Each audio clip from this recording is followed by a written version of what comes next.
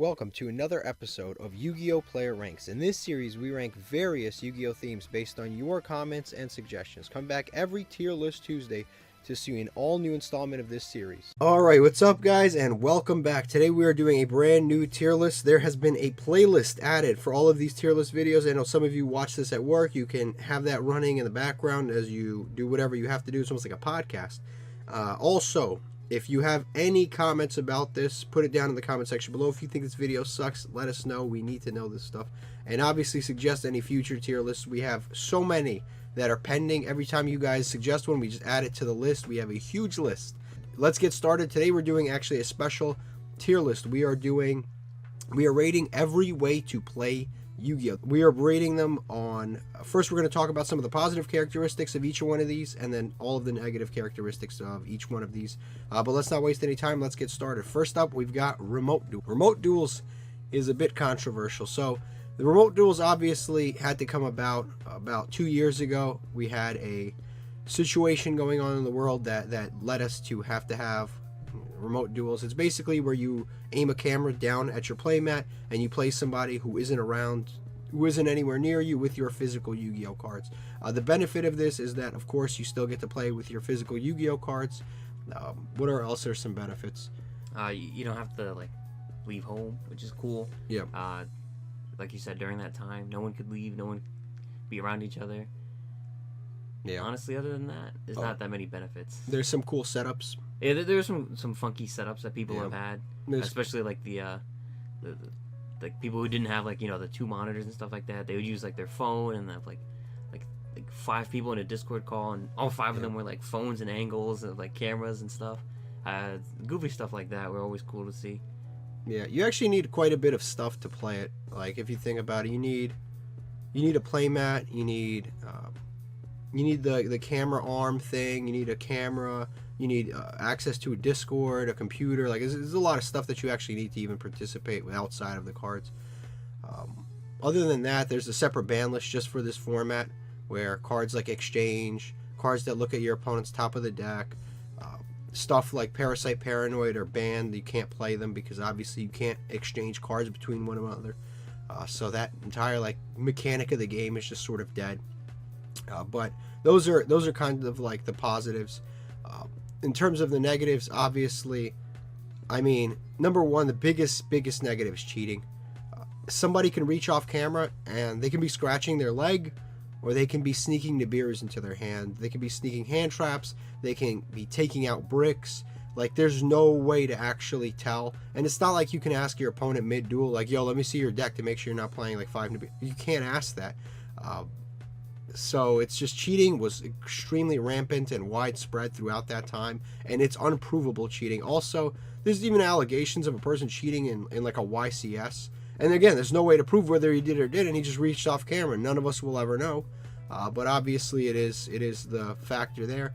In every way, I think it is both inferior to dueling through some sort of computer software and inferior to dueling with physical cards. It was just something that everybody had to do. You mean in person? Yeah, with physical cards in person. Because you're dealing with physical cards, not in person. Yeah, that's true. Well, there is another positive. You can duel in your pajamas, your shorts. You don't have to. Yeah. You don't have to. They can't hygiene check you. That they can't hygiene check. That is true. Now it goes into dueling from home, But dueling there's so many other simulators that do it better. Yeah, it's it doesn't really solve any of the core problems of Yu-Gi-Oh! Except for you just didn't have to leave home at that time period. So honestly, I'm not really a huge fan of it. I don't know if you are or aren't. Not really. I'm not. I've never really liked remote dueling. I'm glad that we have regular in real life dueling back to normal. The next one is it's somewhat controversial because I like Master Duel. You don't like Master Duel. I despise Master Duel. I haven't even.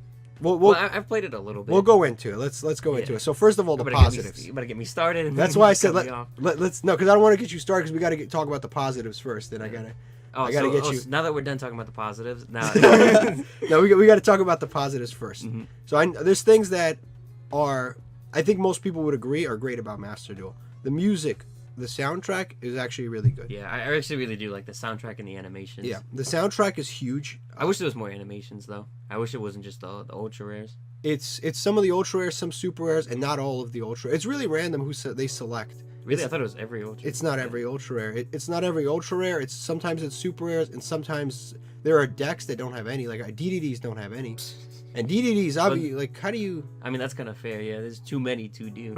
So. But at least do one. Yeah, and like then Capsule or something. Right? Then there's weird decks that'll have one, like Earthbound Immortals. They'll have like random ones, and it's just like, dude, like, why is this deck having? But I mean, that's besides the point. The point is, those animations are very cool. The animations are cool. The dual fields, all of the cosmetics are really cool. Yeah, the like pet. The playmate, yeah, the mate is really cool. Even though everyone just uses the same one every single. They always use the dragon mate. I mean, you might as well not have any if everyone's gonna use the same one. But yeah, the mates are cool. Some of the cosmetics are cool. The all of the like non-card unlockables are really cool.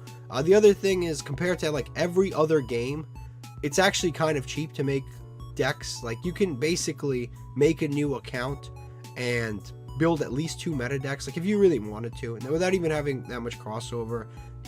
Just from the free gems that they give you, you can basically build 2 of any deck that you want. So compared to like Duel Links and all of the other ones, it's fairly cheap. Also, they have pretty cool events. Like, they'll do like a Link event or a Synchro event or an XYZ event or the Hydrolander format event, stuff like that.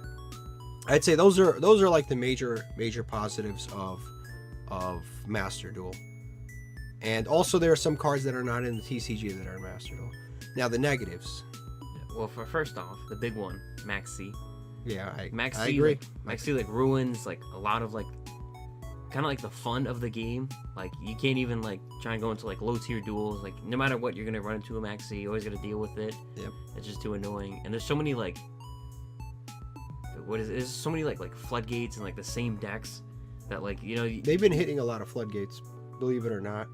But that's fair. That's like a recent thing though. Yeah. But like for like a long time, there was like, you know, you have like a Sword Soul combo deck, and then on top of like the monsters they have like back row of like floodgates or whatever, and then on top of that they have Maxi or whatever hand traps in hand.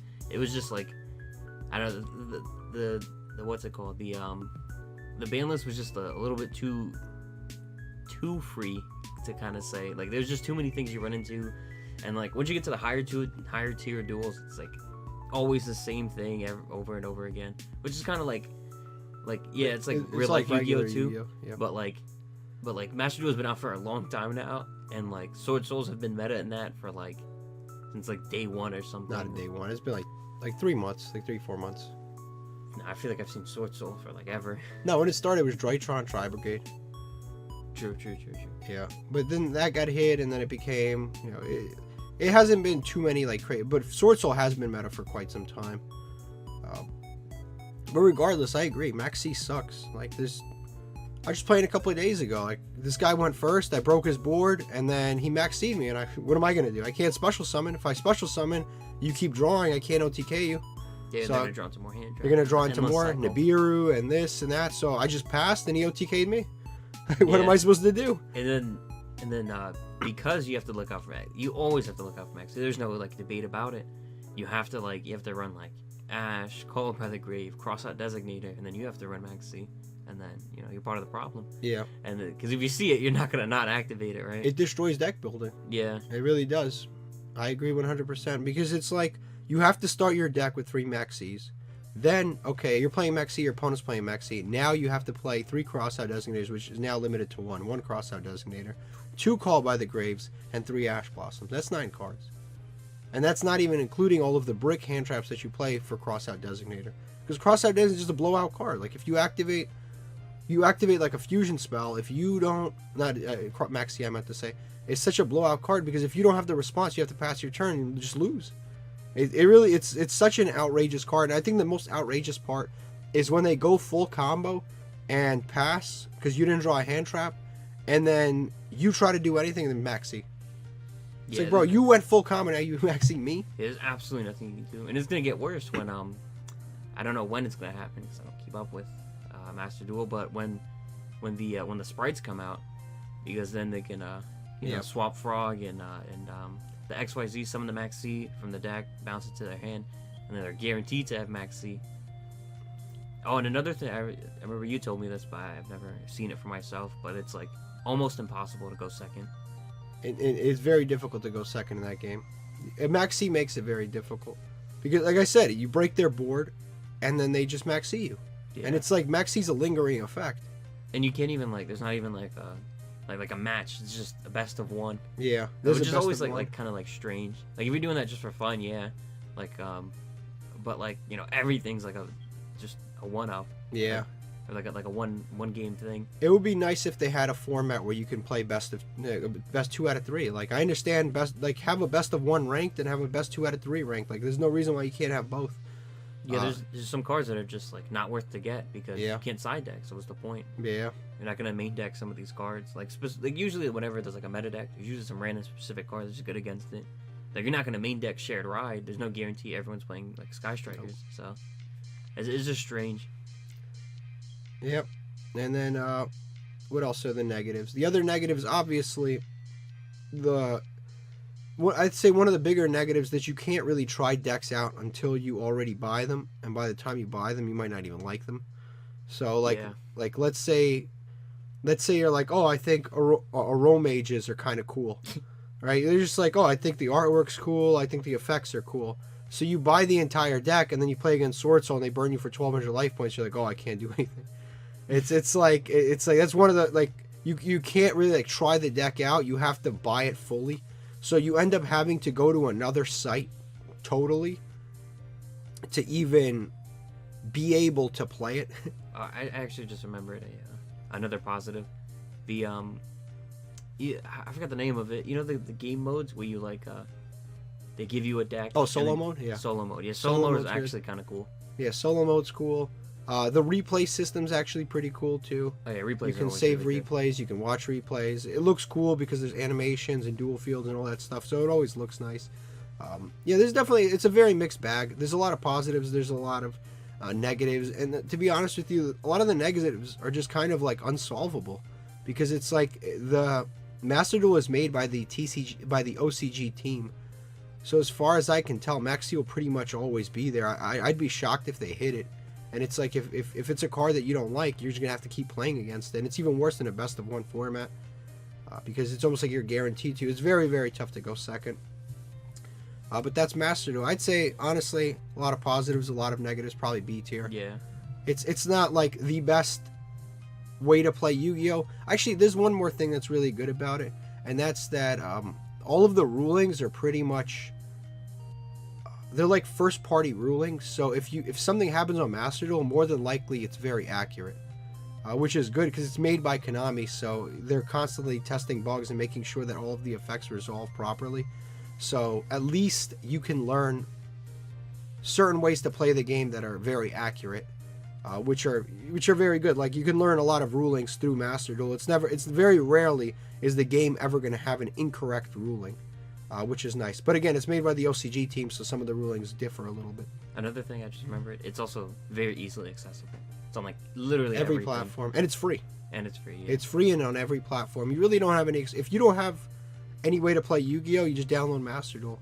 And honestly, like they make it so easy to make another account. Like you can make one... I actually met somebody who was like that at the beginning. He had like one account with like Drytron on it, another account with...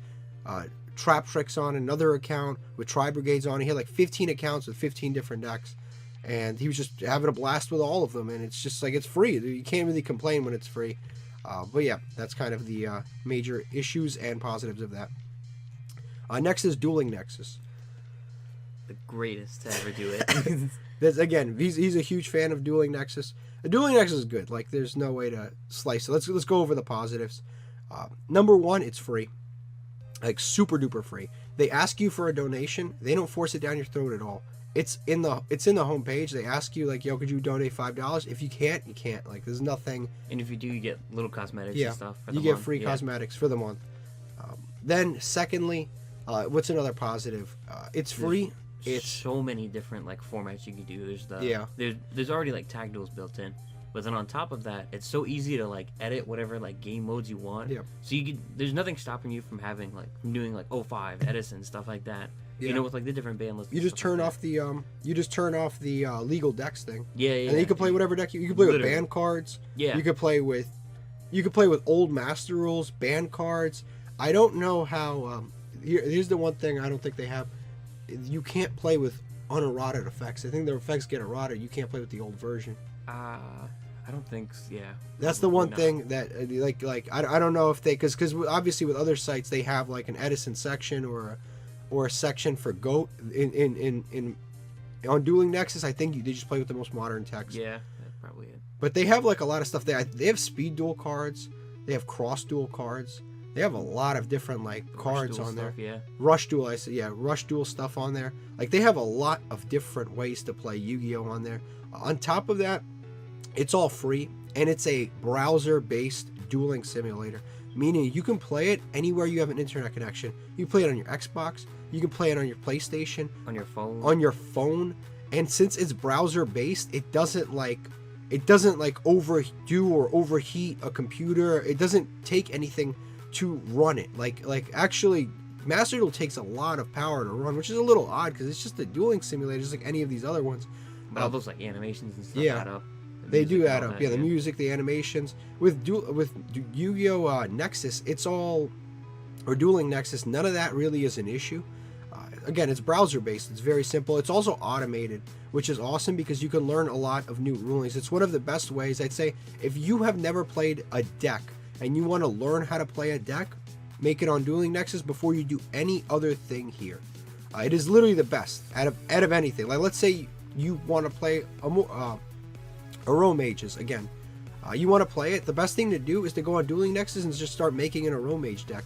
You can play against bots. Oh yeah, you can play against, and you can set up your hands and try out combos. Yeah, you can set up your hands. You can like, let's say you want to try a 1-card combo. You can actually just set it to draw 1 card. You put the front card in that deck, make it so it's not shuffled, and then you can set up. You can test out combos. You can see how far you get. Yeah, there's just so many. There's just so many positives to it. Pretty much. Oh yeah, and it's very good for entry level Yu-Gi-Oh. And you can talk to your opponent and like talk as much smack as you want. You can, dueling. Yeah. And then the funnest are the tag duels. Yeah, like, tag Dueling duels. Nexus introduced tag duels to me, and it's not to be dramatic, but it's been like a big part of my life. It's like honestly, like, I can kill like hours just sitting there, just tag dueling with random people, and just talking the little chat thing, and then like, and they're constantly updating the game too.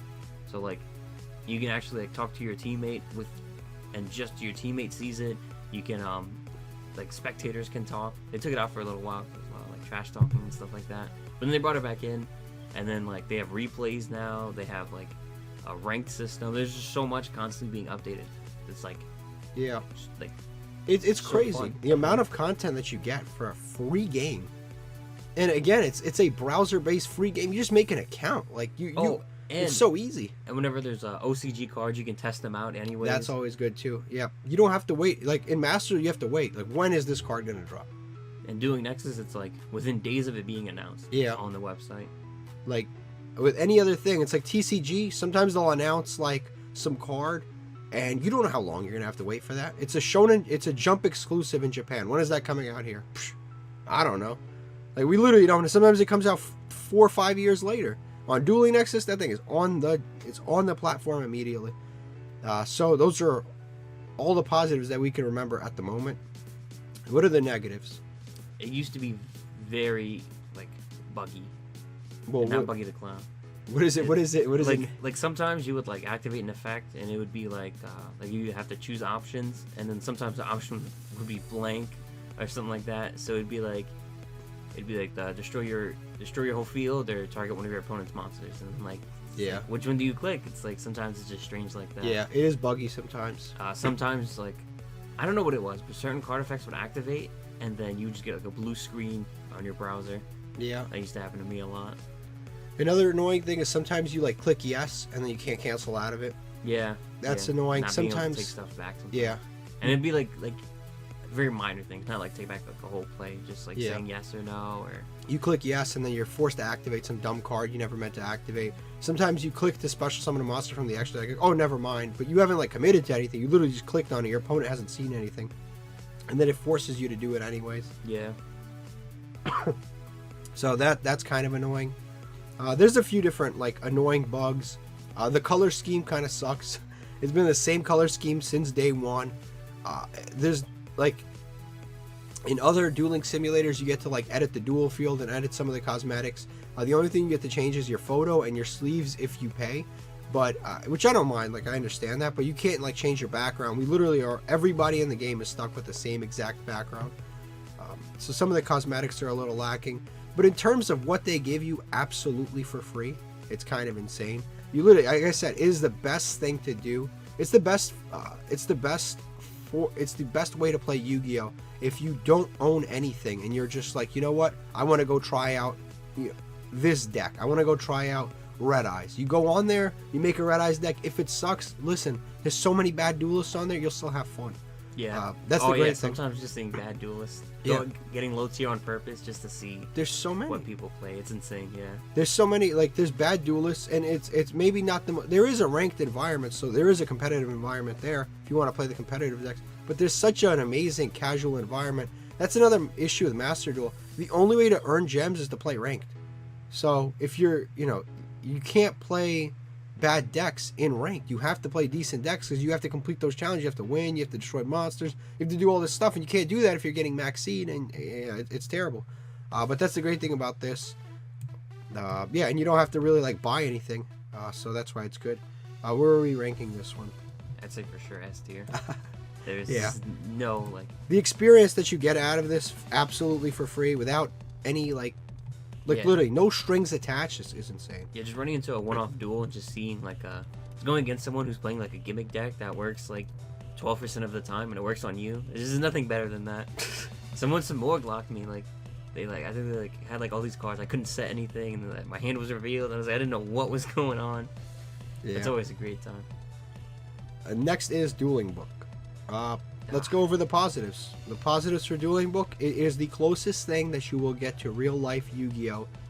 Outside of actually playing real life Yu-Gi-Oh! In a competitive YCS environment. Like if you want to simulate what it's like to play in a YCS, this is the closest thing that you will get, because it is essentially every single play you do, every single thing you do. It's not automated. It's what is it called? It's manual. Manual, yeah. You have to click and you have to select the option. And you like activate a spell and then you have to type, "Hey, is this okay? I activate this." Any response. So you have to like constantly do that. If you have an issue, you have to call a judge. Judges are only available in ranked. If you are playing non-ranked, judges usually are not available, as far as I know. So like if you have like a ruling that doesn't add up and you're like playing in a casual mode, you're just sorry, you're out of luck. You're not getting a judge. But yeah, that is more or less the positives of that is the fact that it is the closest experience that you will get to it. Now the negatives. Number one, it takes way too long. It takes too long. That's actually the part that's unrealistic. Like technically, yes, it is the most realistic to doing it, but the issue is it's actually in a lot of ways unrealistic, because sometimes you'll have like a Flundery's mirror match that lasts an hour and a half. You're never going to do that in real life. That timer's going to hit 40 minutes, it's over. Like that's just never going to happen. But then you have to you can't really have a time limit on it, because you're typing. Yeah, you have to type for every single thing, and then you have to wait for them. But what if they have to go AFK? What if something happens? If they run to the bathroom, things like that happen. Yeah. And then you just don't know. And you call a judge, you wait for the judge. It's like it like literally sometimes the duel will last well into an hour and a half, and it's kind of it's so far from realistic Yu-Gi-Oh! In that sense.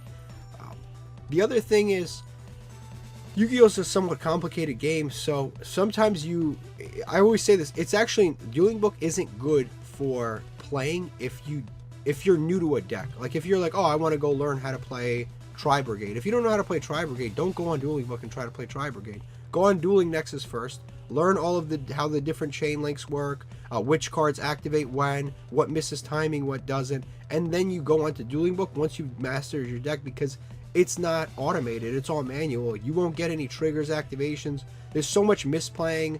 There's so many situations with both players misplay, don't realize that there's a lingering effect in effect. And It's just insane. It's basically in a lot of ways like real life Yu-Gi-Oh, but it's kind of like closed into that form. But yeah, it's just the biggest drawback is really the time. It takes forever. Yeah, it's just too much. It's not like enjoyable, like having to like sit there and then like you click a card and there's like 20 options. You gotta like read them. Like, oh yeah. Am I activating it? Am I setting it? Am I face up on the field? What is it like? Where is it going? What is it doing? It's just too strange. It's just because not only do you have to click, you have to like search and stuff like that. The other thing is it's easy to take mistakes back. That's another positive. Yeah. So if you like, you summon like a Utopia, and you didn't mean to, you can just just put it back. Like it's not that big of a deal. It's not the end of the world. It's not like on other sites. You click it and you're like locked in. Like, you click an extra deck monster in Dueling Nexus, you're locked in. You are summoning it. Even if you misclicked, right? You click Crusadia Avermax by accident, you didn't mean to click it. It's coming out. You got fat little fingers. It's not. Yeah. Not that Crusadia Avermax is coming out, even if in the worst of situations. You get 4-link ones. Yeah, like no matter what you do, it's like. But then at the same time, on Dueling Book, you could summon a monster. You know, you could 100% be committed to summoning, like whatever, like a Utopia, like you said, whatever, and then you take a minute and you realize like, oh, actually, it would have been better if I summoned this, and you'd be like, oh, my bad, I misclicked. You know, it's like you can basically cheat. It's like, you know, it's because then it's like, oh, did he actually misclick? You have no way of like. I mean, if you take a minute. No, because you might not notice it. You might just summon it and be like, all right, whatever, and just move on, do something else, and you look at it, it's like, oh, well, yeah, not what I wanted. Yeah, I don't know. It's a mixed bag. Like, if you're extremely competitive, I'd say this is a good one because it's a somewhat realistic simulation. But I think if you're, for the most part, you just want to enjoy playing some Yu-Gi-Oh, honestly, and I believe you can other only play it on your computer, laptop. Oh, there's no. I don't think there's any like mobile version or anything. Yeah, you know. I mean, listen, this shouldn't be a mobile version. Yeah. No, they really shouldn't, because you have to ask every single activation for a response. Yeah. So that typing's gonna be wrong. That typing's gonna be. You got to pull up the little keyboard on your phone. It's gonna be an outrage. It's terrible. Honestly, I think it's down the middle. I think it's C tier. It's got its positives. A lot of people are a fan of it. I understand why they're a fan of it. I'm just personally not a huge fan of it. I get why you would like it, but I would just prefer to go and play physical Yu-Gi-Oh! If I want to, like, master a deck, I'll go to play physical Yu-Gi-Oh! I understand the people that say, like, Dueling Nexus is not great for, like, a competitive environment, because obviously if the plays are automated, it's a different story. Yeah. But it's, I just think it just takes far too long. Next, we'll do this one. This is World Championship Qualifier. For those of you that don't know, this is a regional. A regional is it's basically like a tournament that is larger than your local tournament, but it has... Hopefully larger.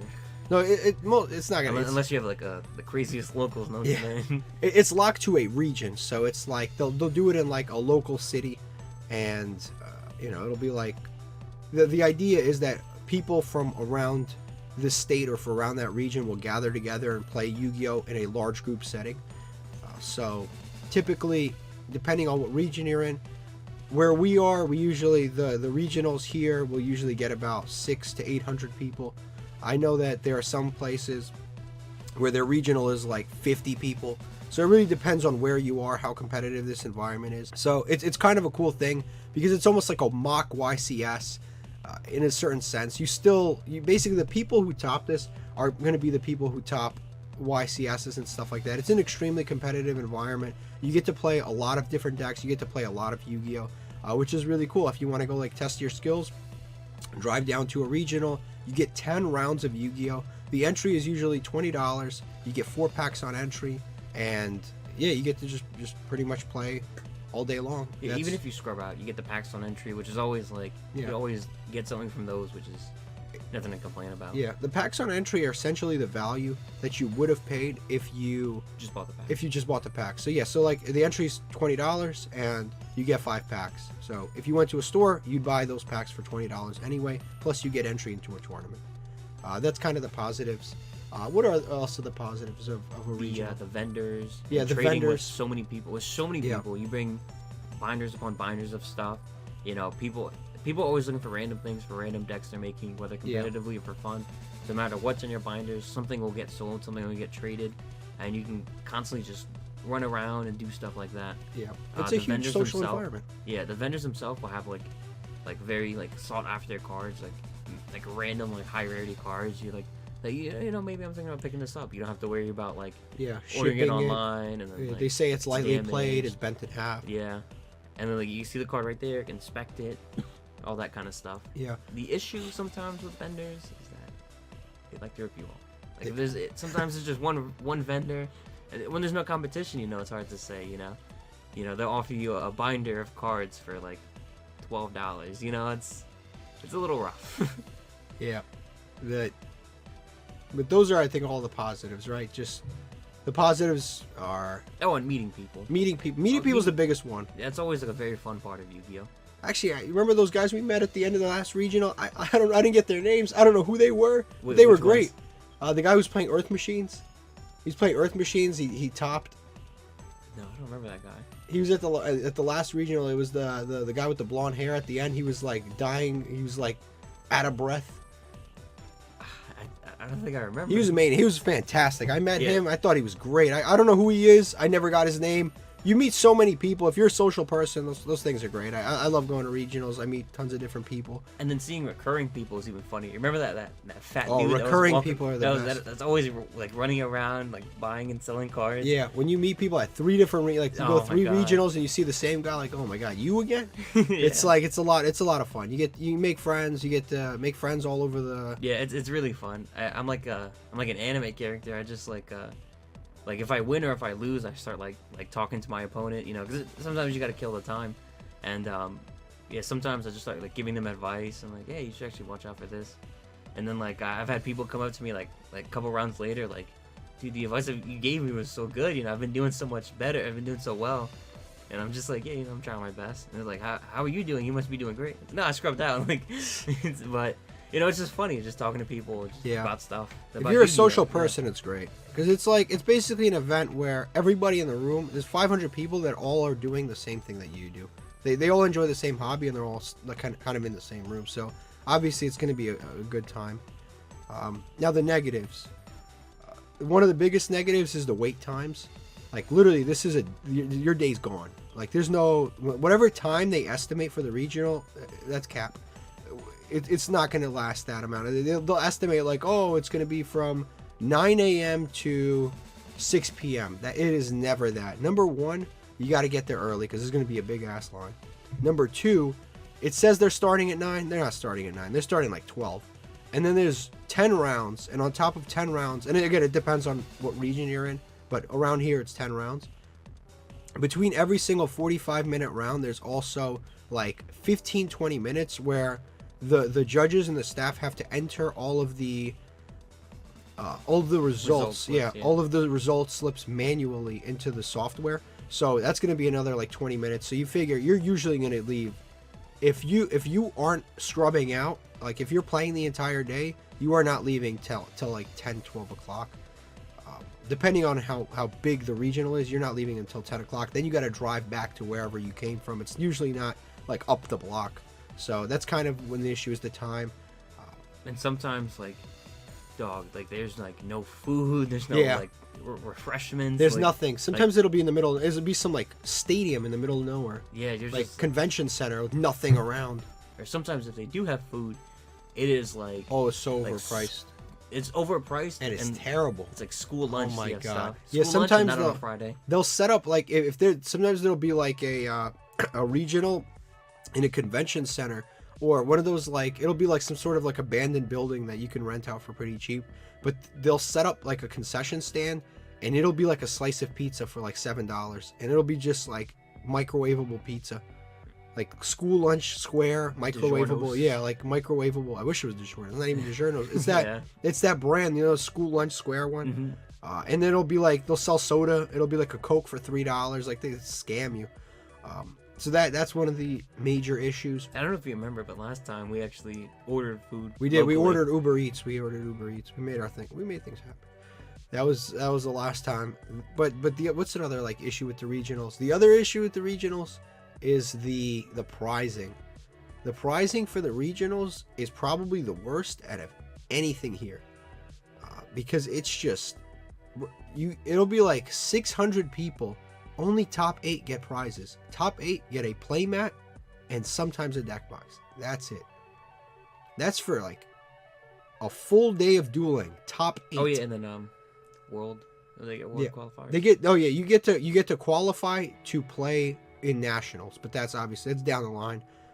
Which the nationals is essentially like a very large YCS. But yeah, that is essentially what you're getting, which is kind of outrageous. Like getting top 8. That's like what is that? It's like you have to be in the top 1% of all of the players there, and then you're getting a playmat, which is it's kind of outrageous. Like the pricing for regionals is just it's stupid bad. You don't get any prize cards. Obviously, you're not getting any money, but I mean that's Yu-Gi-Oh generally. But yeah, you're not getting any money, and you do have to invest time and gas and money into all of this, which is kind of sucks about it. It's just the pricing, I'd say, is probably one of the biggest issues. It's really not that great. Oh yeah, and a lot of people talk about this. Kind of goes for like big events in general. It's never happened to me personally. I don't think it's happened to you, but a lot of people talk about theft. Yeah, there is theft. Yeah, I mean, listen, you pack a room full of people with expensive Yu-Gi-Oh cards in backpacks. There's going to be some sort of theft, and it's sad, but it's the reason why no matter what deck you see on this channel, I never bring that deck to a regional. Like all of the starlights that you see on video, all that stuff, like I never bring that stuff to a regional or YCS. I always have lower rarity versions of the decks that I'm playing, or I just straight up bring a budget deck because I'm not trying to get robbed. It's kind of outrageous. You don't want to lose a $4,000 deck for no real reason, you know. But yeah, that's pretty much regionals. I'd say probably like B tier, like the higher end of B tier. I'd say the lower end of A tier. Lower end of A tier, higher end of B tier. Again, like I think because if there's a Masters World tournament, you're not whatever. Getting anything. Yeah. But if there's a regional tournament where we're like calling off of work, we're getting ready. What are you playing? We're all getting together while side decking. You know, it's just too fun. And then like the road trips, the car rides there and from. Yeah. It's sometimes not even just about the Yu-Gi-Oh, it's just about the experience. Yeah. You know, just hanging out and stuff like that. I think overall, it's really fun. It's really fun. Next up, we have YCSs. This is like the older brother of a regional. It is so much better than a regional. Like in every single way, it is better than a regional. It is like literally every single way it's better than a regional. It's regional times 20. So that's why I was reluctant to put regional in A tier because this just power creeps. So it's just. Mean, but like this. Like regional is still fun. Regional is like a budget YCS. So the positives of YCS is number one, they're huge events. They're 2-day events. So at least if you are getting a hotel room and you are traveling, you get 2 days of Yu-Gi-Oh. Sometimes 3 because you can pre-register and then get some kind of free gift. And the free gift is usually worth good money on the secondary market. So a few years ago, I remember they were giving out elemental dice. And those dice have gone up in price. They're probably worth $50 now. I don't know. But they were giving them out. At the time, they weren't worth much, but now they're worth some decent money. I remember, which dice did we get? We got Divine. Divine dice because we went to YCS 200. 200, yeah. So we got Divine dice. Certain Gold YCSs, yeah. Certain YCSs, they'll give you like additionally cool entry, what are they called? Entry door prizes, they call them. So like for YCS 200, for example, you got a playmat, you got a field center, and you got a dice, a specific dice just for that. I think the dice was a pre-entry thing. I think we went like a day before. It was all stuff you got on entry anyway. But you can get for pre-entry / entry prices that are cool on top of the packs. On top of the packs, so you're paying $20 to enter, which is reasonable because again you're getting 5 packs, and on top of that you get all of this extra cool stuff, which is always nice for YCSs.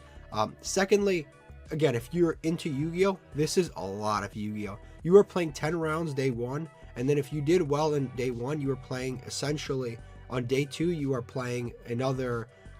It's more of a bracket on day 2, so it's kind of like an elimination bracket. But if you do well, again, you will continue to play Yu-Gi-Oh. So Out of the 2 days, if you're doing well and you get to the top, you're probably going to play like 30 matches of Yu-Gi-Oh, which is kind of insane. That's a lot of Yu-Gi-Oh. It obviously takes an unbelievable amount of skill to win one of those, because it really is a lot of dueling. The other positives of it, and I don't think enough people talk about this, but the side events are actually really, really good. He's just nodding and shaking his head. Side events are amazing. You can make the argument that the side events are much better than the regular events. Like, the regular events will get you prize cards, which are obviously worth a lot of money, but side events will actually get you totally exclusive prizing to YCS side events.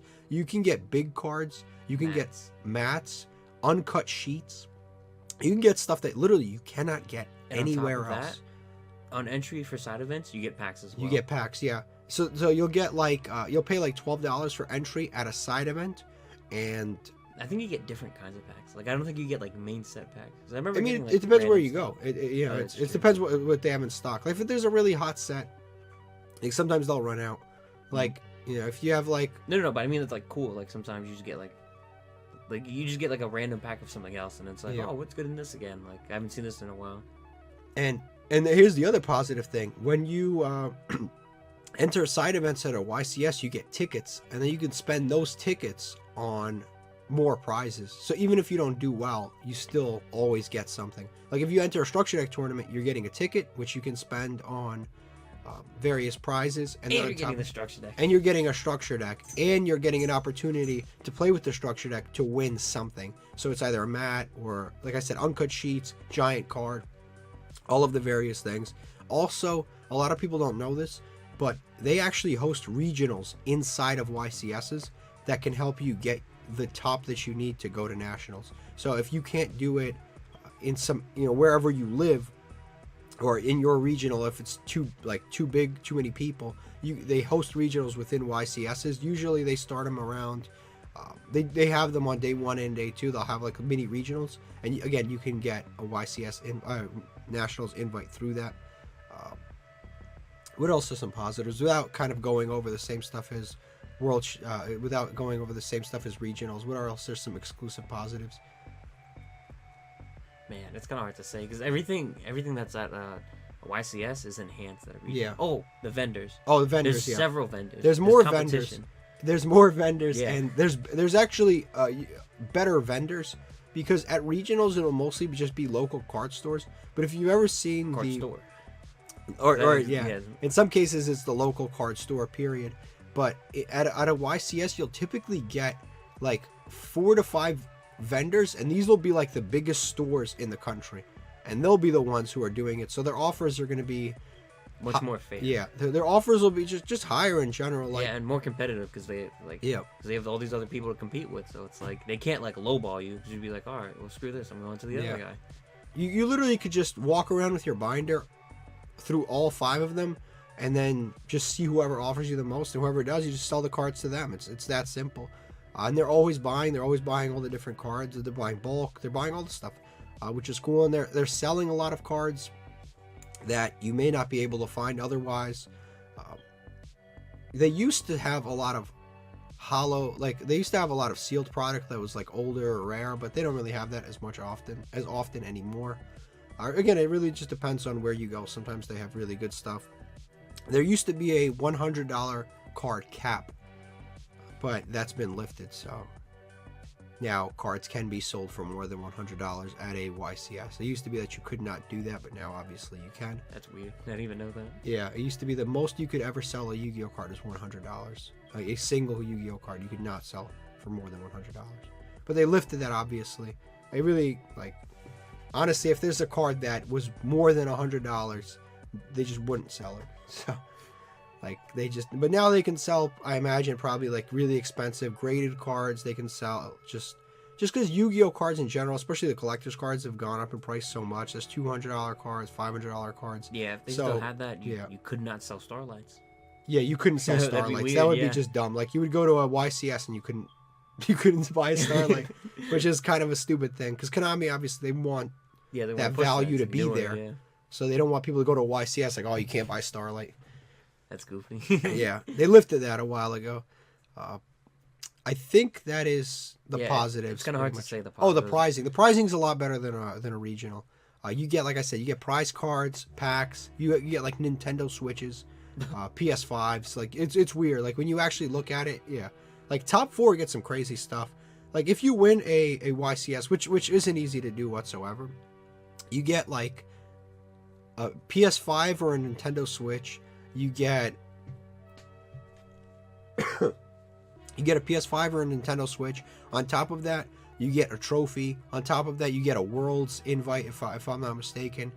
You get a prize, ultra rare version of the newest prize card. You get a bunch of packs. The only thing you don't get is money, but again, a lot of the value of that stuff is much more than whatever money you would have made anyway.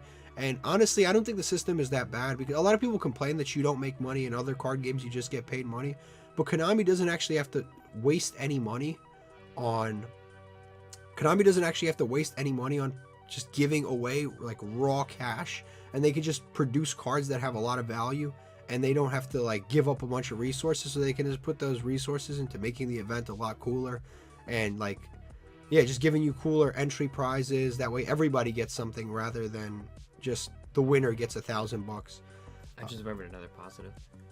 Sometimes at YCSs, they'll randomly have like voice actors and stuff like that. That's true. Yeah, they do. They'll have like Millennium Pegasus, like Seto Kaiba, like Eric Stewart, or like the voice of Joey, and they'll just be doing stuff like... Yeah, they'll be signing cards. Signing cards, free of charge, completely free of charge. If you do that at if you go to Comic-Con, they don't sign stuff for free. You're gonna be like, yeah, they don't sign stuff for free. It's gonna be like $50-$60. If it's somebody really famous, it'll be like $120. Sometimes it's like $200 to get a signature. You want to get your Funko Pop signed? It's gonna be like $200. Yeah, it's kind of bad. But at a YCS, it's always free. Then they have the token generator thing, which is you can make a token, a custom token of you and your friends. Pretty cool. You know, again, there's so many cool activities that you can do at a YCS. Like, if you suck at Yu-Gi-Oh, you should still go to a YCS if it's near you. There's no excuse. If you like Yu-Gi-Oh, there's no excuse not to go to a YCS. Especially if it's close to you. To go with. Yeah. Even if you go alone. If it's close by, if there was a YCS 10 minutes away, it's no brainer I'm going. I mean, but it's like, it's funny with the group. Oh, it's always fun. Meeting up after every round and like... Yeah. How'd you do? I lost. Yeah, it's great. It actually is great. And hearing people talk about, like, I'm not worried about this deck, and then they lose to it anyway. They lose to it. Hearing people say, I don't want to see this deck, and then the first 3 rounds they see just that deck, even though it's not even like meta. It's like just certain dumb things like that are just fun. It's a lot of fun. The negatives, if you're actually trying to like grind it out and win, that grind is insane. It's like I said, it's 10 rounds of dueling day 1. It's like another essentially 5 to 10 the next day if you're doing well. It's an insane grind. You're gonna face a lot of decks you're not gonna like. You're gonna face Sky Strikers with Mystic Mine. You're gonna face a bunch of Mystic Mine and like annoying, horrible decks. Sometimes your YCS run your record will just be completely destroyed because you just happen to sit down against like somebody who won the die roll and was playing Fossil Dyna, and they normal summon it and you just lose. That'll happen. Like it's a reality. It usually happens at like the lower tables though. Yeah, but as you get higher up, you're just like it's more and more like meta. Yeah, but sometimes you start early and you're a good player, but you just play against the wrong deck and now you're 0-1. Yeah. And then you obviously, even though you're a good player, sometimes you lose to somebody who's playing a similar deck. So you lose one to some BS, then you lose another one to an actual like, to somebody playing a good deck or a competent deck. Or sometimes you just sometimes you brick. Yeah. And you gotta live with it, and it's very hard to top these things. I'd say that's one of the negatives. The other thing is, oftentimes they don't happen a lot. They only happen like 4 times a year. So if you're not close to one, you're not going. Like it's kind of like it's 4 times a year, and sometimes it'll be like, oh, YCS. Guadalajara. It's like, guess I'm not going. Yeah. Like you're gonna hop on a plane, fly down there, play, come back. Like it's kind of outrageous. Sometimes it'll be so far. We did have that one time we had a YCS that was like 10 minutes away. That was crazy. Yeah. And that hasn't happened since, and I don't know if it will happen again. Well, to be fair, COVID happened. Yeah. Like a year or 2 after. Yeah. But yeah, like I couple said, years after. Not long after. I don't know. It seems like every time they have a YCS, it's always in California. Yeah. And it's like, yeah, if it's not near you, I would say it could not be worth it. But I'd say it's probably like an S tier. Yeah, S tier for sure. If there's a YCS near you, you should go. There's no excuse. You might meet us. Yeah, you might meet us. We're unfortunately. idiots. Next is this is YGOPRO / EdoPro. This is essentially Dueling Nexus, but only available on the computer. And yeah, only available on the computer, Dueling Nexus, and you have to download it to your laptop / computer. So, I actually don't know if you can talk to your opponent. It's like you can talk to your opponent. Yep, you can talk to your opponent. It's literally it's Dueling Nexus in every way. It's literally the exact same thing, but you have to download it. They have mobile versions for certain ones, but again, it's like that's really like everything we said about Dueling Nexus is going to apply to this. It's literally the exact same thing. It's less buggy than Dueling Nexus, but you should think so because it's you download it on there. The other thing is it's actually very customizable in a lot of ways. You can easily change the backgrounds, the sleeves, stuff like that, just by editing the files. You make the background whatever the heck you want. You can change the icons. It's kind of crazy what you can do in this game. I'd say this is probably, again, just apply the same positives and negatives that you applied to Dueling Nexus. It's pretty much the same thing as Dueling Nexus, except it's downloaded. It's not on the browser. All right, next up, we've got Locals. This is another one that, pros and cons. The pros are you can test your deck in a environment that is not outrageously competitive. Well, that depends. Yeah. Like, from local to local, it really depends. Yeah, it depends, but it's how like competitive. Because sometimes you walk into a locals, you know everyone there. They're your friends or whatever. They should be at least. And you see them, and then you know this guy's going hard. He's playing every meta deck. He picks them all up. Like the second they come out, and then there's the guy who's playing Red Eyes. There's some nonsense, and like or a kid. It's like you never really fully know what you're going to get into, but you have an idea of. Locals, you got to go to a few and then figure out which one you like the best, and then that's it. You just stick to that one. Not every Locals is right for everybody, but once you find one, you'll be able to make friends, long-term friends. It's crazy. It's actually a good way to make friends. Like the amount of people that you'll meet in that. Sometimes you literally become long-term friends forever because you played Yu-Gi-Oh together at a Locals, which is kind of crazy. Again, it's like if you moved into a new town and you like Yu-Gi-Oh, go to a few Locals. You meet some new people that have similar interests to you. Sometimes you won't even be into Yu-Gi-Oh, and then 3 years later, all of a sudden you're playing Yu-Gi-Oh every week because you went to a Locals once and tried it out. You had a lot of fun. That's one of the positives. The other positive is sometimes the pricing is actually better than at a regionals. Especially if you go on, like, first of all, they have OTS packs, which we haven't even addressed yet. OTS packs are exclusive packs to OTSs, which are local tournaments. OTS packs, official tournament stores.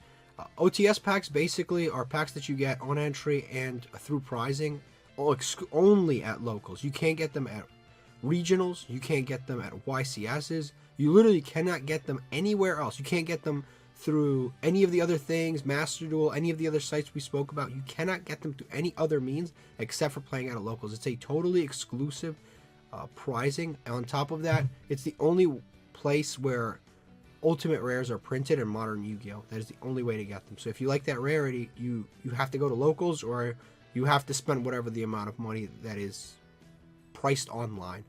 But typically, you almost always get your value and then some from entering a local tournament, because most OTS packs, even if they're just like an average run-of-the-mill, not-so-great OTS pack, they'll usually run between $10 and $15 on eBay. So automatically, whatever your Locals costs, you will almost always make the money back just off of getting the raw OTS pack. And then if you open it, obviously you can get ultimate rares. There's awesome reprints inside of OTS packs that they can put in there that they just can't put in other sets. They have so much freedom to put literally whatever they want in terms of supers, commons, and ultimate rares. They can rarity bump whatever they want. They can take a common that came out one set ago and go, oh shit, we should have put this as a super rare, and then they make it as a super rare in the new tournament pack. They can grab random cards from any period of time and just make it into a super rare, which is really cool. That's one of the real pluses. Like I said, the other thing is you can make long-term friends. You can meet people. And the great thing is usually in most cities, there's multiple. So if you don't like one, you just go to another one. It's not that big of a deal. Another cool part is that, you know, it's a local store. Everyone typically knows each other. You know, there's a couple of new guys here and there. But for the most part, everyone knows each other. So sometimes, because it's not as serious as a YCS or regional, you know, there's little things that can happen, you know, like, oh, we gotta wait for this person to come back. They went to go use the bathroom. We gotta wait for this person. They thought it was gonna take longer. They finished around early. They got food or something. They're eating while playing, you know, because you gotta be respectful of, like, your opponent's cards and stuff like that. But, you know, depending on what you get, you know, there's little things like that. They typically have, like, snacks and beverages, hopefully priced at a good place, or priced at a good, like, amount, because I've heard of some places like overcharging, because, you know, where else are you gonna bring them from and stuff like that. Yeah, little things like that, goofballs running around. It's always fun. Sometimes it's not even about the Yu-Gi-Oh, you just like the people and you're there and you're joking around, you're having a good time. You forget you're even playing Yu-Gi-Oh, you're just having a great time. They have other things. Sometimes they'll have other games set up, other events that go on, like, throughout the month or the year, I should say. Like, sometimes, like, you go for, like, the sneak peek and, like, all the sneak peeks. You know what people are playing, so you know, like, oh, this set has this. I pulled this. This person didn't make it today. I'm gonna text them, hey, bro, I pulled the new like, Blackwing card. You want me to hold it for you? You want to buy it? And, like, just making sales and stuff like that. You know, everyone usually is fair towards each other, because you all know each other. Like, you can't run. It's not like a YCS. You're not gonna. No one's gonna scam you, and then you're never gonna see them. No one's gonna steal from you, and you're never gonna see them.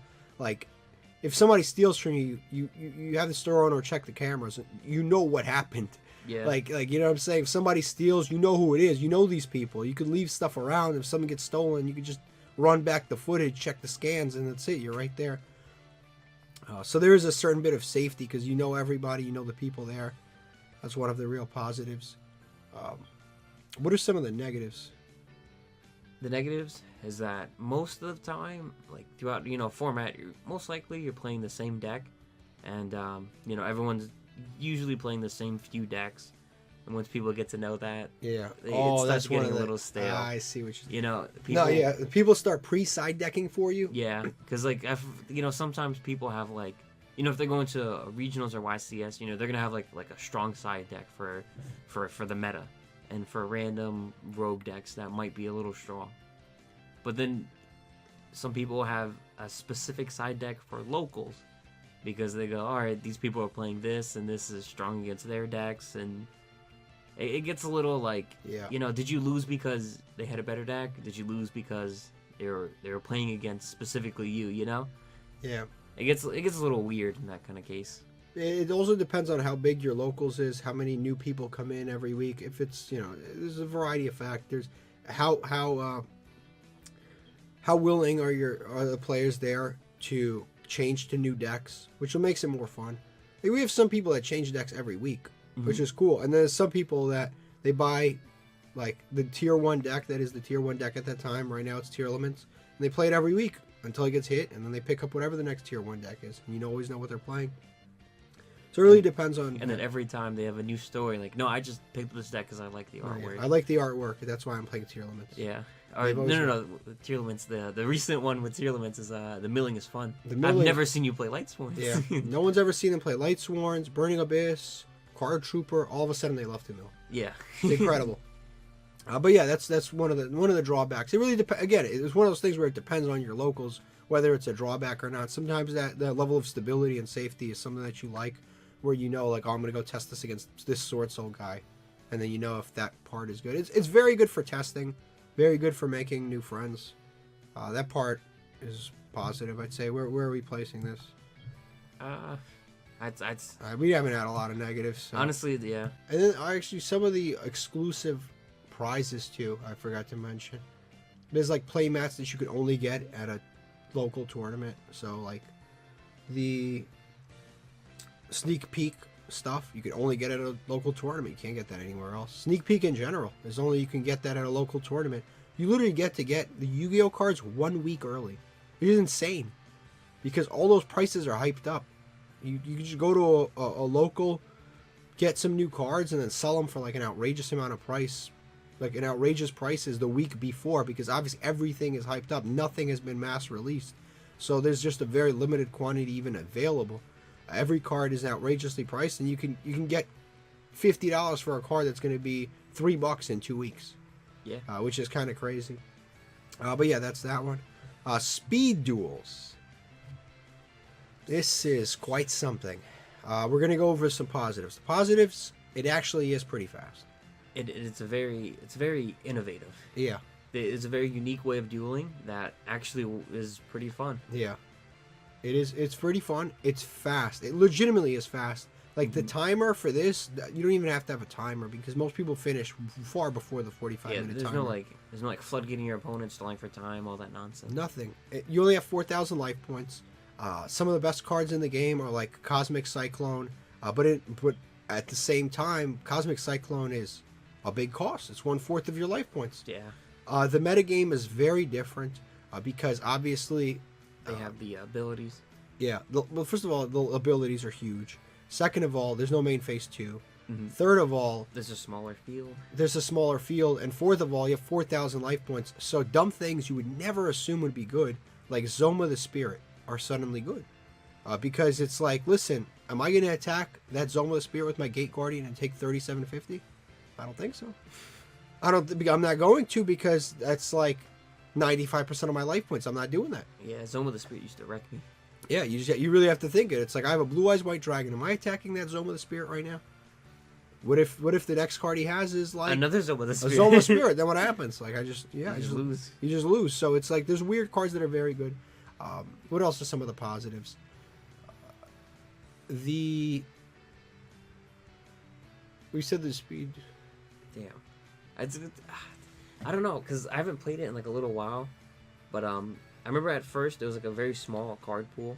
Yeah. But it's been updated. Yeah. You know, they have the recent sets. Oh, getting into it is easy. Getting into it's very easy. That's the positive. Yeah, because you're right. What's it called? The boxes, they come with like several decks in, and then even if you end up don't liking speed duels, you can use them in regular duels. Yeah, this is one of the cheapest formats there is. Yeah, it's really really cool. You how buy, easy they made it to get into. You can buy this exact stuff right here, this exact speed duel box, and you get a bunch of different decks, and you don't have to stress about staples. Like with staples. Yeah, that's the important thing. They always are worth more than what you buy them for. It's like a $30 box, and if you like look up every single card, it's worth way more than $30. And there's like Noblemen of Crossout that's secret rare, God cards that are secret rare, like random secret rares that people are always looking for anyway. Mm-hmm. Like you can also use them like GOAT and stuff like that. Yeah. And then the pricing is good too. Yeah, the pricing is dual great. Packs are like, because it's like OTS packs, but it's speed duel. Yeah, it's exclusive. Even though it's sadly not like ultimate rare, they're the highest rarity is ultra. It's ultra, super, and then common. But those ultra rares, they run for a decent amount of money. Yeah, because not a lot of stores even run speed duel tournaments, so it's very rare that you find a store that does have them. And if you do, it's like again, these cards are very hard to find. The only thing is, I'd say the biggest negative is there's really not a lot of people that play speed duels. Like the portion of people that play speed duels compared to the overall like Yu-Gi-Oh population is so low. It's like maybe 1% of all Yu-Gi-Oh players play speed duels, which is kind of like that's one of the major like issues with it. It's sometimes you have trouble getting players to play in the event. The other issue with speed duels is since it's such a small format, the card pool in general isn't quite as big as regular Yu-Gi-Oh, and obviously there are certain cards that are just too broken to have in speed duel, so just naturally it will kind of constrain what the card pool can possibly be.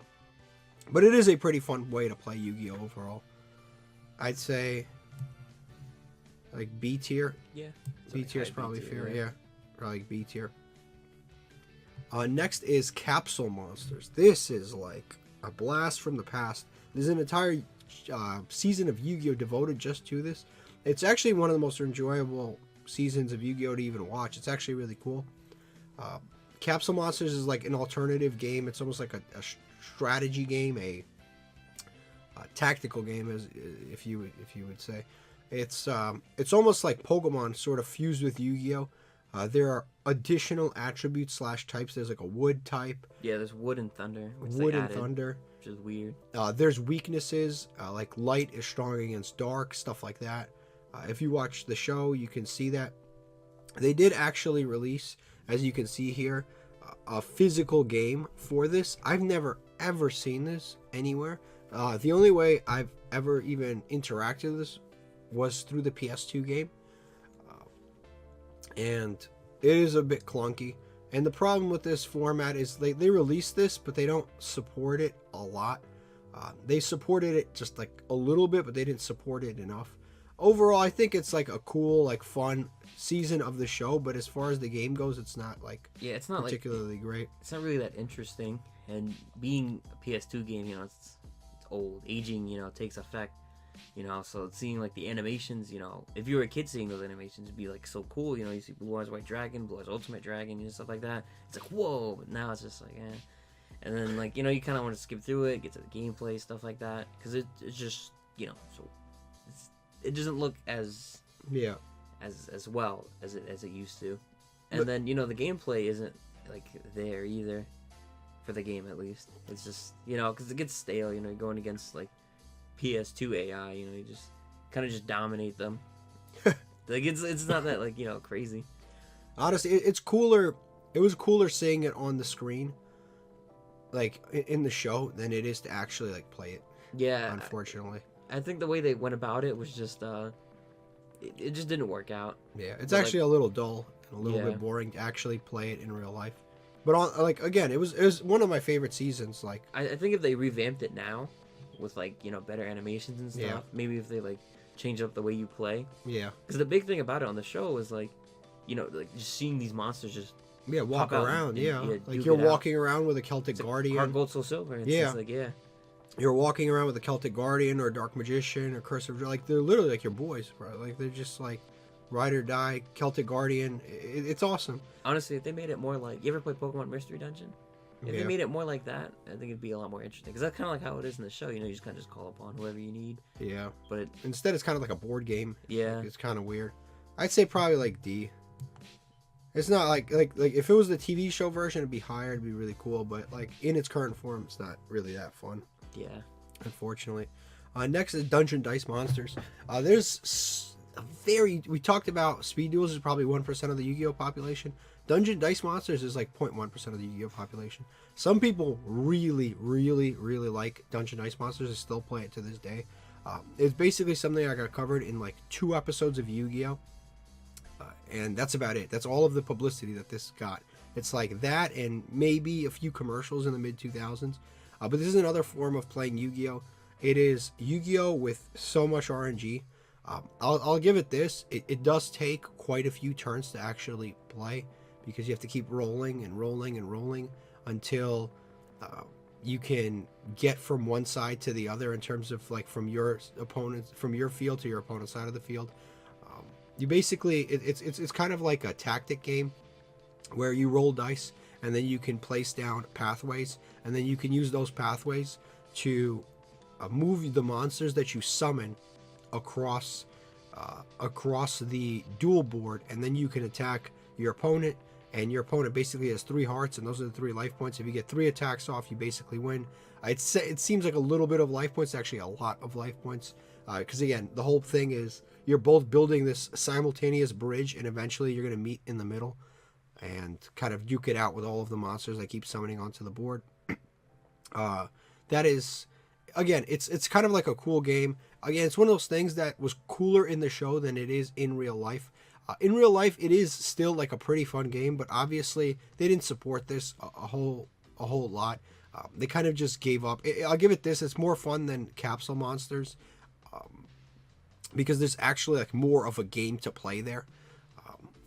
You just basically roll 3 dice, and I'd say for the positives is overall it's a fun game to play that takes quite a bit of time. There's no like OTK, there's no like FTK, there's none of that. Like you're gonna be sitting there playing for like 15-20 minutes, but the negatives are there's just a huge RNG factor because obviously you are rolling dice, and some cards have like a 3 out of 6 chance of getting summoned, and some cards have a 1 out of 6 chance of getting summoned. Some cards are you've never heard of them, but they're incredible cards in this game.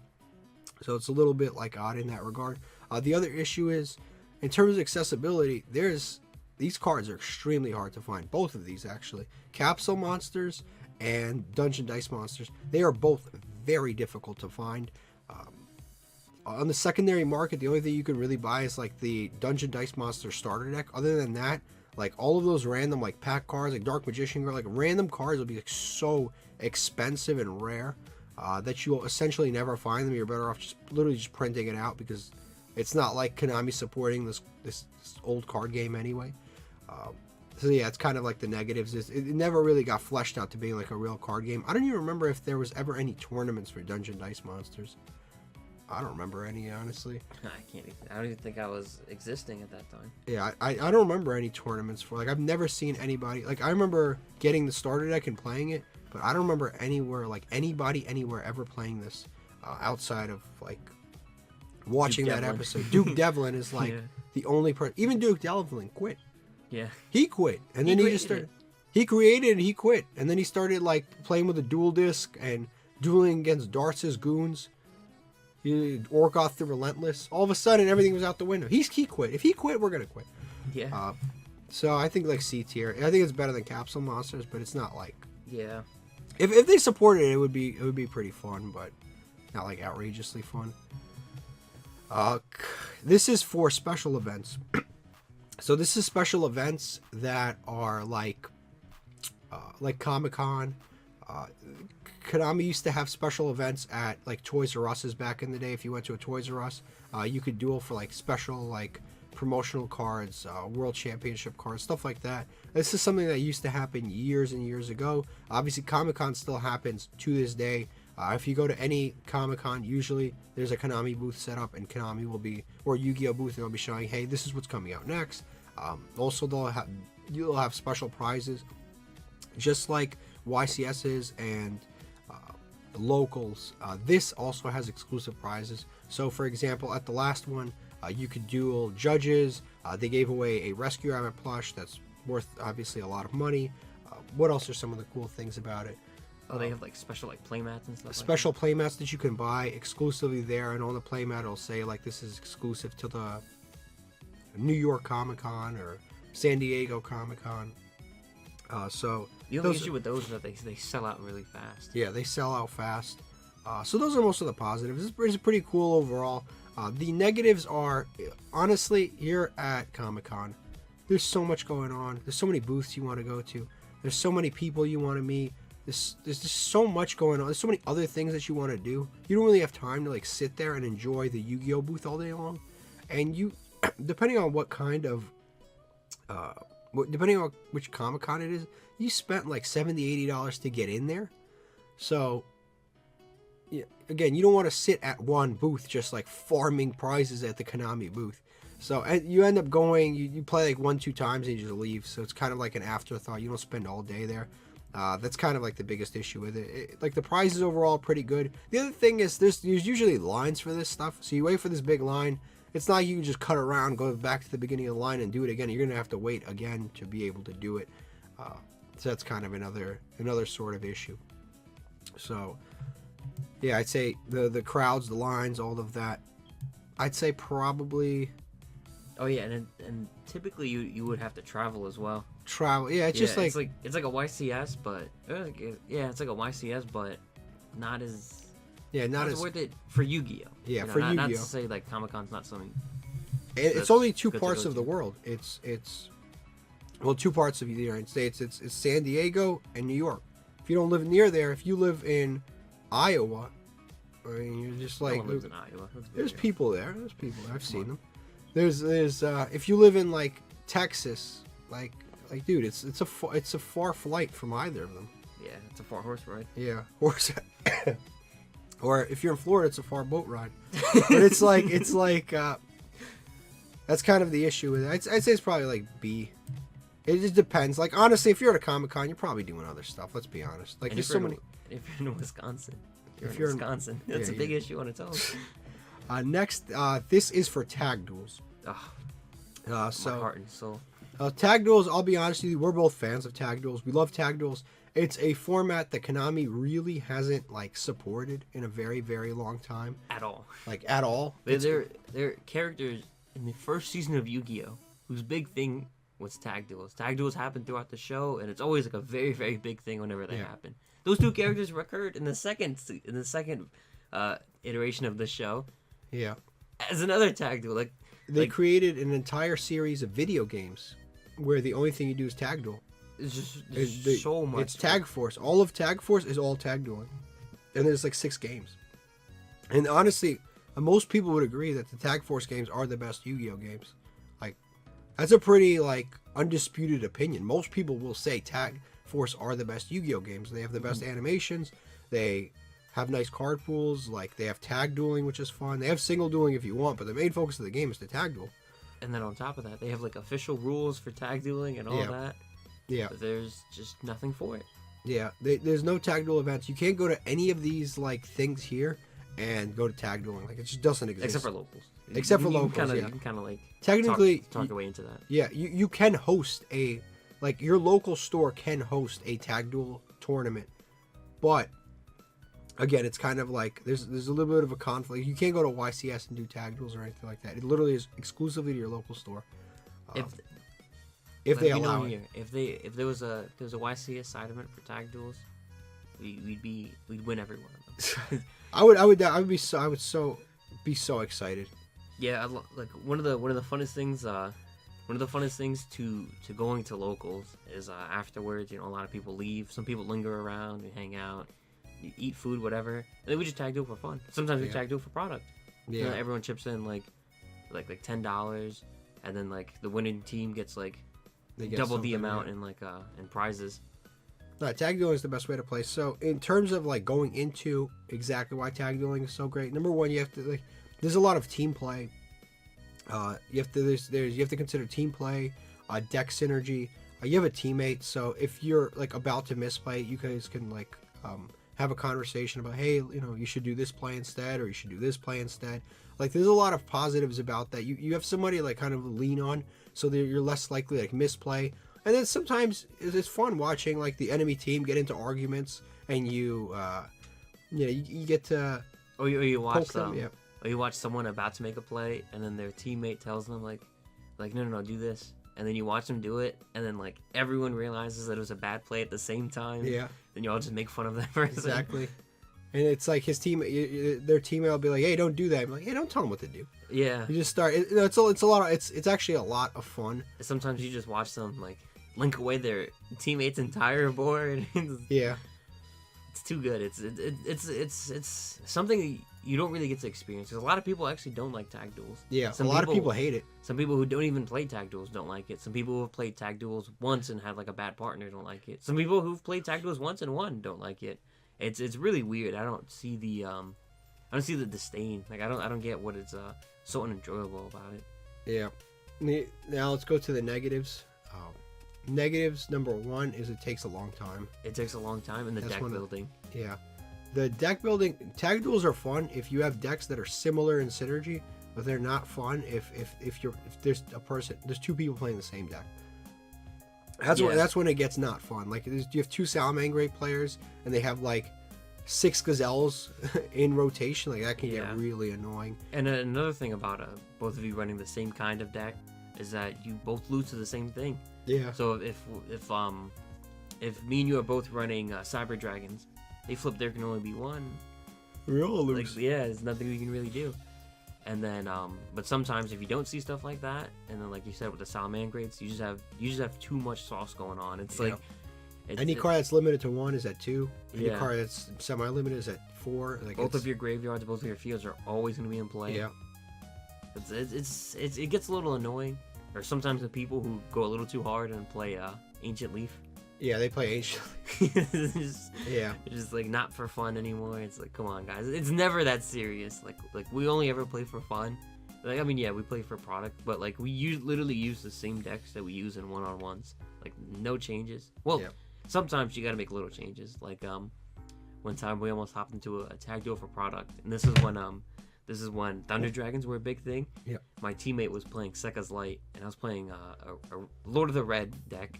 Yeah. And then so we were looking at each other's decks. I was like, "You gotta take these out," and he's like, "Why? You're gonna lock me out of spells and traps, mainly spells. Like, how am I gonna play?" Oh yeah. Like little things like that you gotta be weary of. Sometimes it's a 2-on-1 game. Yeah. Like, sometimes you get a bad teammate, like straight up. Or sometimes you get a teammate that's too good. Sometimes they just make a board. Yeah, one person just takes over. Neither player can beat it, and then you go and the board's full, and it's like you can't play. You can't really. You just attack with their monsters. Yeah, but by far overall, I think it's one of the funnest ways to play. Yeah. It's one of the most underrated, underutilized. I wish they did it at YCS, at least as a side event.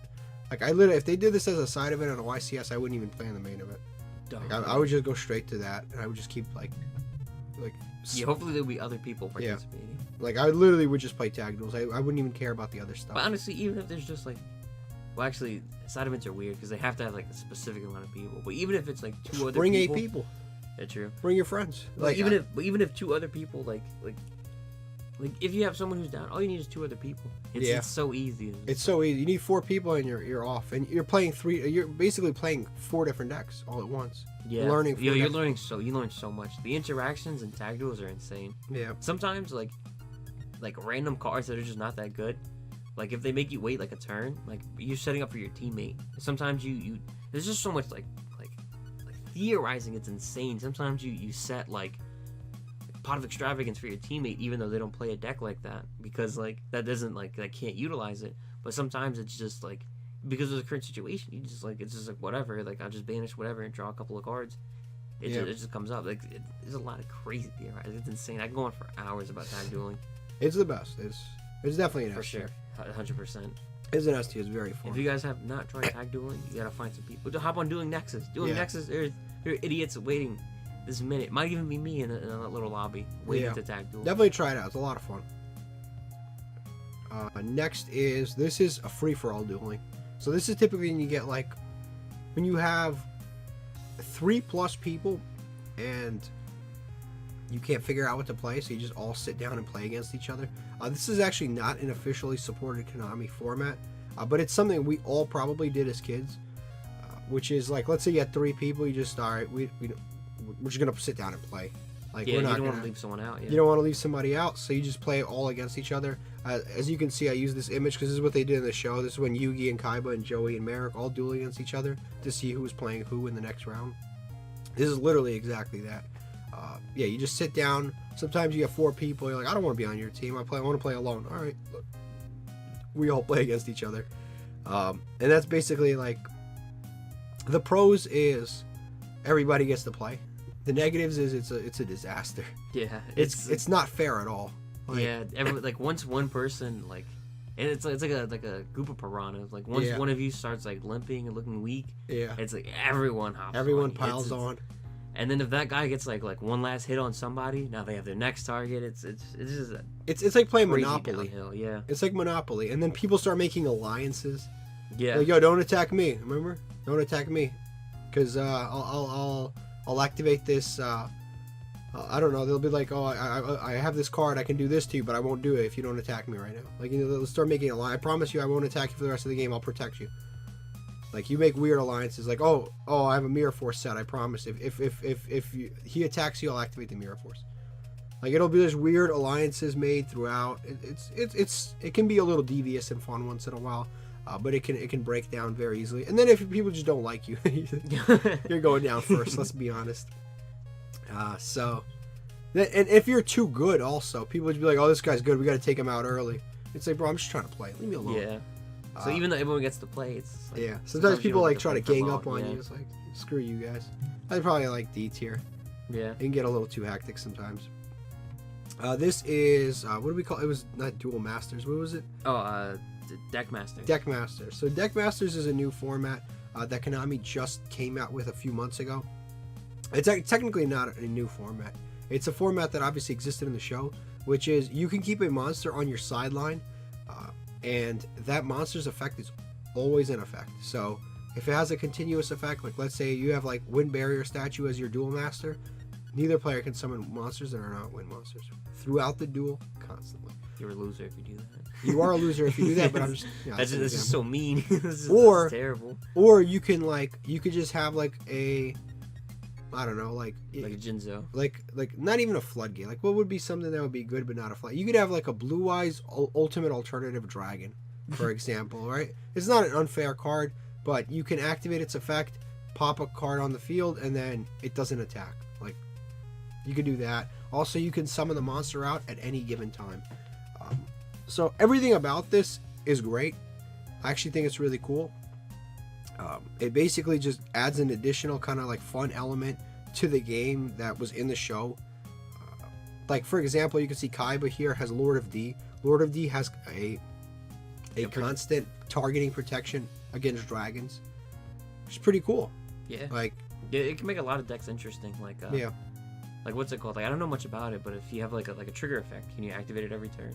Like a what? Yeah, you can activate a once per turn effect. Yeah, so if you're playing like Light Swords, you could have like Card Trooper. Or Raiden. Card Trooper mills 3. Card Trooper has to gain attack, and it's outside of the duel field. It can't gain anything. Who knows? But what's it called? But yeah, something like that. Mills cards or whatever. And Raiden would gain mill 4 every turn. 4. Yeah, because activated effect and then end phase. Oh, it still counts. Yeah. There. So yeah, it's like but that's that. only end phase. During your turn, you know. But yeah, it's. But yeah.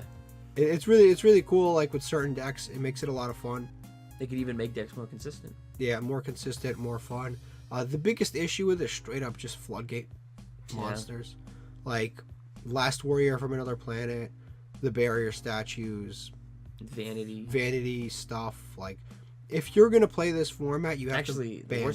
The worst one would be you know, the one that's like only your opponent can special summon, but you can. What was that one? Yeah. Vanity's Majesty is one of them. Yeah. I forget which one it is, but like, you have to ban every single floodgate monster. You have to ban Spell Canceller, Jinzo, like literally everybody. Everybody has to get banned from being a deck master. Oh, Winda. You literally have to ban. Oh, and the other thing I forgot to mention is you can special summon the monsters at any given time. But if the monster leaves the field, you lose the duel. So that's pretty cool. You can bring them out at a time when, you know, you're going to win the game. So if you have like Blue Eyes Ultimate Alternative Dragon out there, and you need some quick damage, you just throw it onto the board, end the game. But if your opponent has a Mirror Force, you lose. Actually, no, that can't be destroyed by card effects. So if your opponent has like Storming Mirror Force, then you lose. Although, if you activate Storming Mirror Force, it goes back to the hand, which back to the hand, does that mean back to the extra deck or back to out there? See, that's the other thing, is Konami didn't release a lot of like the rulings for it, so I don't know how some of this stuff, how the rulings work for some of the deck masters. I really don't. Like, they just kind of said it, but nobody really knows how any of the rulings work, and I can only imagine the ruling nightmare that this would be. But overall, I think it's a fun format, but you got to ban every single floodgate monster, otherwise it's unplayable. So I think it's, where would you place it? I'd place it somewhere around Speed Duels. It seems like one of those, like... Yeah. It would be cool in Speed Duels, actually. Yeah, it actually would be Speed Duels would be cooler if they had deck masters. Well, I mean... Because there's no floodgate monster. No, if they have Jinzo and stuff. Never mind. But, I mean, they kind of do have deck masters in the form of the abilities. Yeah. You know, because instead of, like, having the effect of the monster every turn, you have the abilities, which sometimes you can only use once per duel, but... You know, if it's like a really, really strong one, that doesn't matter. Yeah, it's fun. It's fun. Is enough. It's fun Yu-Gi-Oh! Like, yeah. No complaints. It's really fun. It's just, again, you need to get rid of the floodgates. Next is Rivalry of the Warlords format. This is basically regular Yu-Gi-Oh! But everything is monotype. So if your deck plays Rivalry, you should play this format. That's about all I gotta say. I don't think it's that great. I don't think it's creative. All it does is just limit the cards that you can and can't play. The only decks that can play Ash are zombie decks. Actually, the main deck that can play hand traps is zombie decks. Actually, zombie decks are probably insane. I mean, they can hand trap you, but you know, it's still zombies. You still zombies. Yeah. You don't have Neo Fiber anyway. I mean, I can imagine there are some like creative things that you can play in this format. It's because you got to remember the extra deck and the main deck are both limited, so you're not going to be able to play like extra deck staple monsters and. Unless you're playing that. Yeah, unless you're playing that type. Like, Like fiends get the nightmares. Yeah, fiends get the nightmares, but nobody else does. Yeah. Cyburst gets access code talker, but nobody else does. And it's weird because like sometimes it's a little difficult to out maybe a floodgate because you can't just go into a generic extra deck. It can be a little difficult. I'd say honestly it's probably around like C. It's just okay. Yeah. It's more of a just a necessary limit more than anything. Time Wizard is honestly a mixed bag. This can be so many different things. It could be a video in its own. Like there's so many different formats. There's GOAT format, which I'm not gonna sit here and tell you if it's good or not because it really depends on your opinion and your like. Some people hate it, some people love it, but this entire Time Wizard is all about being able to play Yu-Gi-Oh in any segment of time that you enjoyed it. So if you like Dragon Rulers in 2013, you can play it. If you like GOAT format, you can play it. And it's tough to grade this one because it really depends on which one you're playing. There's some formats that have sucked. There's some formats that are great. There's some formats that, it's just different. A lot of these formats, funny enough, the decks that people were playing at the time aren't even the best decks in that format anymore. It's just been like investigated and tried out over so many years. Like the decks that they were playing at the Edison Regional are not the best decks that they could have been playing based on the rules of Edison, because people have been just playing that format and kind of like understanding how to play better and better. It's kind of like an ever-evolving format, even though again, it's tough. I'd say probably like I'm going to put it in A tier, but honestly it's just tough to grade because there's so many different years that you could be talking about this. So I can't really talk about the positives or the drawbacks because I can't really go into detail about all of them. Next is Common Charity. This is an all common format, meaning you have to play common cards. Obviously, if you only play common cards, it's going to reduce the power level of whatever deck that you're playing, which Yu-Gi-Oh is fun until you start including some of the broken cards, and some of the broken cards really like destroy the game in a certain degree. So if you're playing Common Charity, it's all common cards. Common cards are typically the least good cards in the game. There are obviously very good commons out there like Call by the Grave, Pancatrops, stuff like that. But for the most part, common cards are some of the weaker cards. Yeah, I'd say that's the positives. The negatives are, again, it's just kind of limiting the amount of archetypes that you can play. There's some archetypes that are very good, like Tenyi, and then there's some decks that have never gotten a common printing, so you just can't play them. I'd say this is probably... It's also cheap to play. Obviously, yeah, that's one of the positives. It's cheap to play. So. Wait, but what about like if an archetype came out in like one of those like side sets, like They just can't play. I know if they have like an all super rare, yeah, you just can't play it. So you just wouldn't like be able to play like fossils. No, you can't play fossils. You can't play live twins. Like there's just certain decks you can't play. But there's other decks that are good, like Tenyis are really good in it. I would imagine Amazonas with the new support is really good. They're literally all commons. Every single Amazonas has come common. It's probably one of the better common decks in the game. But yeah, it's limiting, and it's kind of like a low tier. It's kind of like this next one, which is the Underdog. It's similar, but instead of just saying, hey, don't play meta decks, you're saying, hey, only play common cards. So it throws out a bunch of decks that wouldn't be good. So you still, like, there's still a lot of decks out there that suck, but you can't play them because they just so happen to not be commons. Like Fur Hires, for example. You can't play Fur Hires. Fur Hires aren't that strong of a deck, but you can't play it because they're not common rarity, which is a little odd. I'd say it's probably like around C. Like, it's fun, but it's limited to a certain degree. It seems like an interesting thing to like not play like an archetype, but play like a bunch of like generic standalone cards. But other than that, then it gets kind of weird because it's like I need this specific common, you can't find it, you gotta order it. Yeah, you gotta pay like 5 cents for the card, $1 for shipping. And it's like, bro, it's a little bit too much. Yeah. Next is Heart of the Underdog. This is basically a low tier. It's basically low tier, but like with an official like Konami name. It's a low tier tournament. You basically pick whatever the best meta decks at that time period are, and you can't play them. So, like, let's say the best meta deck right now is Tier Limit, Sprite. What else is good? Sky Strikers, Branded, Flunderies, Yeah, whatever's Yeah, let's cut. say those are the best decks. You'd be like, okay, no one can play those decks, but you have to play something else. And then you get to watch people come you get to watch people play like Blue Eyes and Aromages and Red Eyes, Fur Hires. What else is? There's sometimes Scareclaw, like Scareclaws are actually kind of scary. But, yeah. Unironically, but what's it called? But and sometimes it goes even like deeper than that. So then they ban like the tier 1 decks, but then they also ban like decks that are like really good.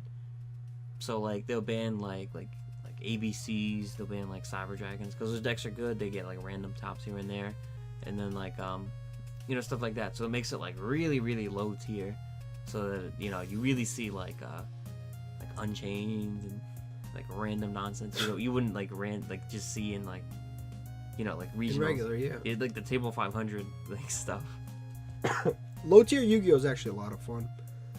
Sometimes high tier Yu-Gi-Oh, you feel like you lose to some BS.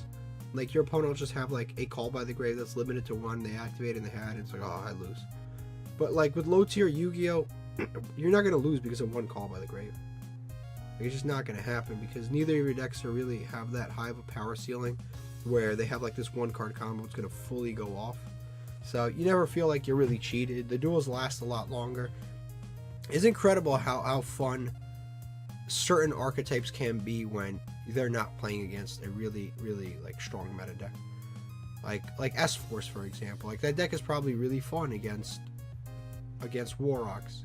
Yeah. But if either of those decks try to play against tier elements, it's not so fun anymore because they're just the power distance between those two decks is just so outrageous. It actually makes it unfun to play, so you're forced to play a high tier deck. And then again, those like little blowout cards like a triple tactical talent, or they just drew the right hand trap. They drew the right hand trap at the right time. Like that kind of stuff becomes such a big deal in higher tier tournaments. Whereas like if you get ashed on one of your Fur Hire effects, you just pass. Your opponent's not playing a good deck, just like you're not. So they're gonna make like a minimal board, and you're gonna go back to your turn. You're gonna have another chance. So that's why low tier is kind of fun. I'd say like A. Yeah, it's like A tier. Low tier is fun. It's a really fun way to play. It's just when you cut out the meta deck, sometimes Yu-Gi-Oh becomes really fun. Next is Duel Links. You have more history with Duel Links than I do. Yeah, I actually used to play Duel Links like around when it first came out, and that was even before I got into Yu-Gi-Oh. And if I look back on those decks now, I knew they'd be terrible. But it was interesting. It was a lot of fun, especially seeing like it was like there's only before that the only other way I played Yu-Gi-Oh was from the Duel Academy Game Boy Advance game. Yeah. And there's no animations or anything on that in terms of like the monsters and stuff. But on Duel Links, like every character they have like their ace monsters and like special monsters. So so if I'm playing as Joey and I summon Red Eyes, there's a little animation. He has a little like text line. It's like really cool if I summon like other monsters like you were playing as like Yugi and you summon like Buster Blader or something. He has like a little voice line. It's just really cool. It makes it really like interesting. It's like more like immersive. When you see stuff like that. And then on top of that, they have the like abilities that make it like it's just like speed duels where it's like it's more interesting. Like it's just like another element that just kind of like can push the game in your favor. It makes it like a back and forth. So like it also makes the deck building more creative because everyone has like several. There's like generic ones and like specific ones. Like I remember Zane had this one where it's like he summons a bunch of like proto Cyber Dragons if you're like low on life points or some like nonsense like that. It was like really cool, and you can like fuse them away and stuff like that. And it's like if it went through, you're probably winning. If it didn't go through, it's over. And stuff like that. It was a really fun way. It's very interesting, and they had like events and stuff too that were really cool. But then it had like some of the negatives that like Master Duel had. So you had to like pull for cards, pull for packs and stuff like that. Or, like, and then like you could build a deck, and then it wasn't that good, and it's like damn. Well now I spent all my gems on this pack, and I only pulled one of it, and it wasn't even that good. Or sometimes you go all in and you get like and you have to like reset the box and stuff like that. They had like a weird system like that. It was like they made it like realistic with the boxes. It was strange. It didn't really like make sense. Yeah, because there was like a certain amount of commons and supers you could pull, and like the ultras, and it was weird. But like, because they could kind of tried to make it real, but then it just came out just not like it just didn't come off well to me. It was like, I guess it was my first gacha too, so it kind of also made it weird. But for the negatives, it was having like the small board and like the limited card pool was I don't know, like coming off of the Game Boy Advance game, it just felt weird. It wasn't like in Speed Duel where where like everything was like, they came out more and more and it was like easier to get into. Like Duel Links, you start off with some like everyone has like normal summon 800 attack guys. Like coming up from that, you're just buying packs, and then like I don't know, building a deck was just weird on that. And it had like issues too. I remember there wasn't a lot of like spill and trap removal. So like, actually, yeah, now that I think about it, that's where like Speed Duels is based off of. So that kind of makes sense. But I remember you would like run into certain things and it was just too much. Like I remember like Ancient Gears was just like kind of scary because they had like double cyclones, so they like pop their own thing, pop your thing. So you have like a set like a Wall of Disruption or something, and then like they would pop their gear down, they would summon from the deck or whatever like ancient gear thing they used. And then like I remember like Red Eyes was kind of like Red Eyes Fusion was like kind of crazy. It's funny, Red Eyes Fusion was crazy in Duel Links. The same time Red Eyes Fusion was crazy in TCG. Yeah. But for Slash Dragon, I don't know. It was just like strange. Like I don't think I could go back and like do it again. It was just too weird. But from what I've heard from the updates, they've constantly been updating it. Because before it was just like the main crew from like the original Yu-Gi-Oh, but then they've added everybody. Yeah, they added like GX and like the synchro stuff, 5Ds. So it's like there's more and more characters. So I imagine there's more and more diversity. I think I left when there was like just the beginning of synchros, and I was just like, it was just too weird. Like synchros is like trying to summon a Stardust is like took like your whole board if you weren't using a 5 and a 3, So like I couldn't even imagine trying to summon like bigger synchro monsters. It just doesn't seem realistic with like just 3 monsters, I don't even know if they have links now. That'd be even crazier. How, bro? It's 3 zones. Like they don't have like the great one. They have like Decode Talker. We have 4 zones now. They have 4 zones now? Because of the link, the extra monster zone. Oh, come on. It's just too much. Like, I don't know. It's just like, I feel like Speed Duels was just pulled off. And there's pendulums too. Let's be real. I feel like Speed Duels just came off a lot better and a lot funner. Especially since, owning the physical cards is always a lot funner. Like, just little aspects like shuffling and cutting and like drawing and like putting your card down in a certain way where it makes that like clicky noise, even though you're kind of damaging it. It's little things like that are just more fun. Like animations only go so far before they get annoying. But honestly, overall, because it is a mobile game, I'd say like low B. Just because, you're on like the train ride home or whatever. You get a couple duels in, go home. And it's free. And it's free. You can just stay in a low tier region, it's free. If you want to play competitively, it's going to cost you. It costs a lot more than Master Duel. Master Duel basically costs nothing. This actually does cost money. No, I remember one annoying thing. I remember they had Ojama King in that game. Yeah. 3 zones. They summoned Ojama King. Yeah. What do you do? Like, I remember running into that, and I was just like, come on, guys. The ban list is very weird, too. There's a lot of cards that are banned that's like, you would never expect to be banned. One thing that is cool about their ban list, though, is that they tell you why it's banned. Why it's banned and why it's coming off. That is a really, really cool thing.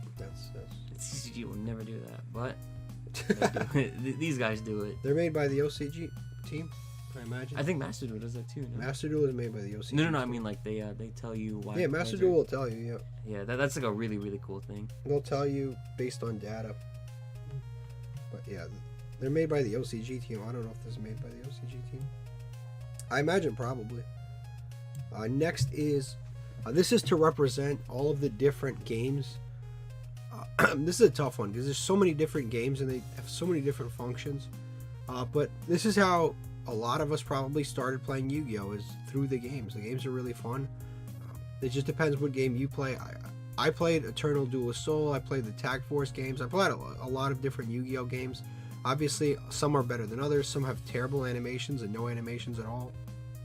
But it's cool because it's one of the best ways as a kid that I learned a lot of the rulings. Yeah. Like it was great because there was a lot of rulings that I didn't understand, and I learned them because I played the video games.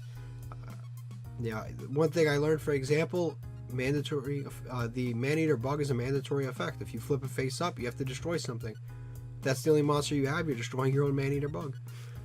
That's something I learned from the video game. There's a lot of things that I learned from the video game because it's automated, so you learn all of the different rules very, very quickly. It's probably one of the best ways to learn Yu-Gi-Oh! If you've never ever played it, because obviously everything is automated. Yeah, there's no arguing. There's no like, oh, why doesn't it work like this? It's like once it happens, it happens. Well, it's you and your Game Boy. Yeah. Who are you gonna get mad at? Yeah. Nobody. Yourself. Yeah. And then on top of that, it's a lot more alluring because like like Dueling Nexus, YGOPRO, they're also automated, but this helps keep your attention. You have got like usually there's like a storyline, there's characters going on. There's like stuff happening. Familiar characters like, oh, I like this guy. Like I'm gonna duel against him. His deck was cool in the show. Yeah. Stuff like that. Some of them have really good stories, like Tag Force. Is really, really strong. The issue is some of the games are like exclusive to certain regions. That's another annoying thing. Like certain Tag Force games are only in certain regions. Some are only in Japan, some are only in Europe. You have to order them. Some games in general have never made it to the US. They're only in Japan. You have to order them online and then crack them in some way. You get like a foreign software. But that's one of the issues. What else is one of the issues? Some of the games are actually kind of expensive now. So that's another thing. I mean, you can always just get the ROMs, but if you wanted the physical games, some of them are expensive. The other issue with the games is they're locked into a time region. So, which you could argue is a good thing, right? Because you're playing with sometimes an old ban list, which is cool. Like you can pop in, for example, a copy of Tag Force 3 and suddenly you're playing Teledad format. It's cool. Like you're not going to be able to do that in any other way. You can play Time Ruler format, but you're not going to be able to go on Master Duel and be able to do that in a similar fashion. Unless they like add specific things, but that's one of the cool things. And you always have an opponent. That's the other positive. You second turn on that game, you've got a field full of NPCs that are also playing that game. You don't have to worry about searching for an opponent. You don't have to worry about the other things. You could try out decks. You're not stressed. You lose, who cares? It's not going to affect you. You don't have to worry about your dueling record. This isn't a dueling book. You don't have to talk to a judge. You don't have to talk to your opponent. You don't have to ask, is this activation? You don't have to do any of that. It's a lot of fun, and it's a great way to throw away time and just play some Yu-Gi-Oh on the go, or while you're in the bathroom, whatever you're doing. It's just a great way to play Yu-Gi-Oh. You grab a PSP or a Game Boy or whatever you have, a PlayStation 2, and just have a good time for a little while. One of my favorite parts, probably my favorite part looking back, of the Duel Academy game, which like no other games probably have it. That's the only game I've played. But like no like Dueling Nexus, like Master Duel sort of has something like that. Was like they had this like trial thing, right? So you have like a set amount of time. There's a board, and like you have certain cards in your hand, deck / graveyard. So does your opponent, and then you can win in that turn using a very specific like combo of cards, and then like it got into like quick plays and sending things at like the right time with like certain things, and like every time it was like you can win in that turn, but you just have to figure it out. It was like a time trial kind of thing, like a challenge, and like I like loved that. Like it was just so fun, but like there's just nothing like that. Like it's probably in like other Yu-Gi-Oh games, I'd imagine. It's like it just seems like something easy to do, especially like the more and more like pool of cards you get, and sometimes they're like trick you. They have like wrong options too. It was so fun, but yeah, like no other form of Yu-Gi-Oh has that. Like I've always wanted to do it again, but it's just not there. Yeah. Yep. There's a lot of stuff in the games. Quests. just random stuff.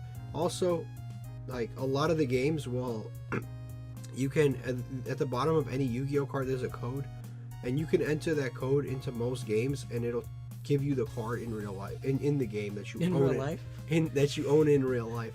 So like, there's a code on the bottom of like a Blue Eyes White Dragon, and every single Blue Eyes White Dragon has that exact same code. You type that into the game. In a lot of games, you'll actually get that card. It's kind of cool. You have the physical card, you type it in, now you have it in the game.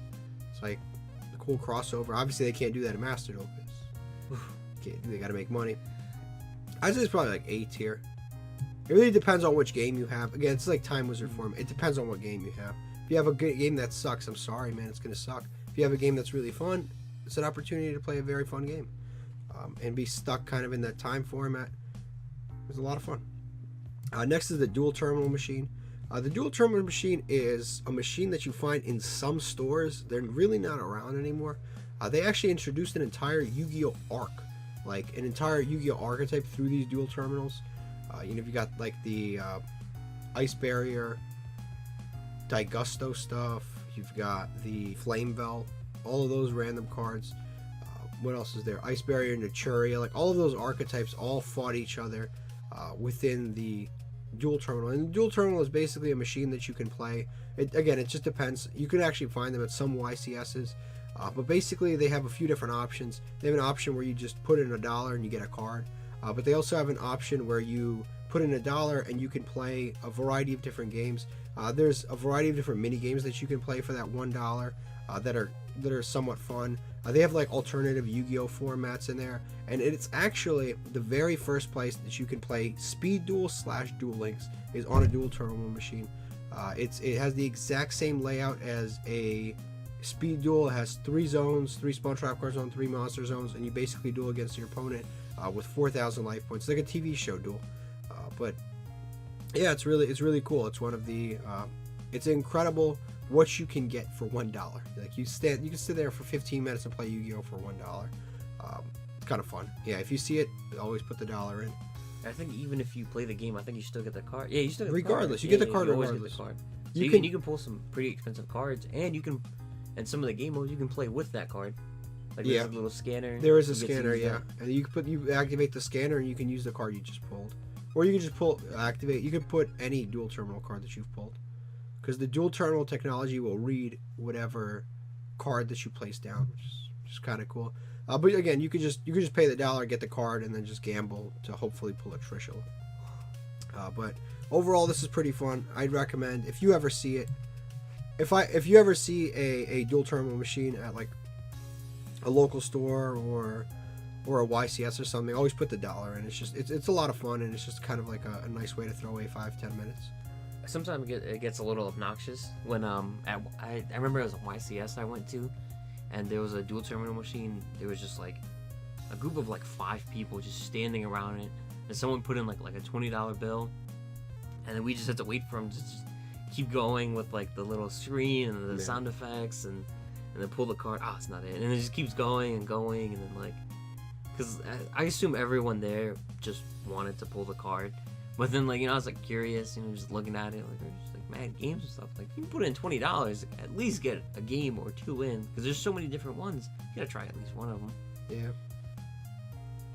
But overall, yeah, it's pretty fun. Definitely give it a try if you ever see it. But that is it. That is the entire tier list. If you disagree at any point, if we missed anything, let us know. Definitely, if we missed it. We definitely missed something. I don't know what it is, but we definitely missed something. But if there's anything that you would change or miss, obviously let us know, and thank you for watching.